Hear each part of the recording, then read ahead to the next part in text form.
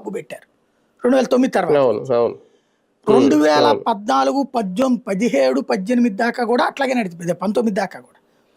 అవును తర్వాత అవును 22, 23 దాకా కూడా అట్లాగే జరిగింది. 22 నుంచి లోకేష్ చంద్రబాబు బొమ్మలు పెట్టడం ప్రారంభించారు. 24 ఇప్పుడు చూస్తుంటే ప్రజెంట్ అంటే మనం బళ్ళ మీద పోతా ఉంటాం కదా, కార్లో పోవడం, అవును బళ్ళ అవును మీద పోయినప్పుడు చూస్తుంది.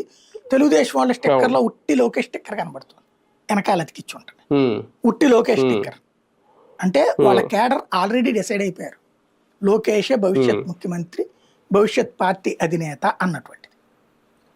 వాళ్ళు ఎలా ప్రిపేర్ అయ్యారో ఆల్ట్రా మోడర్న్ గా లోకేష్ కూడా అట్లాగే ప్రిపేర్ అవుతున్నారు. లోకేష్ తన వ్యవహార శైలి అంటే అప్డేటెడ్ లీడర్షిప్ ఇది.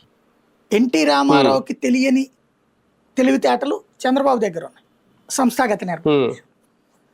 చంద్రబాబుకి తెలియని కాదు, చంద్రబాబు కంటే అప్డేటెడ్ వెర్షన్ ఈయన లోకేష్.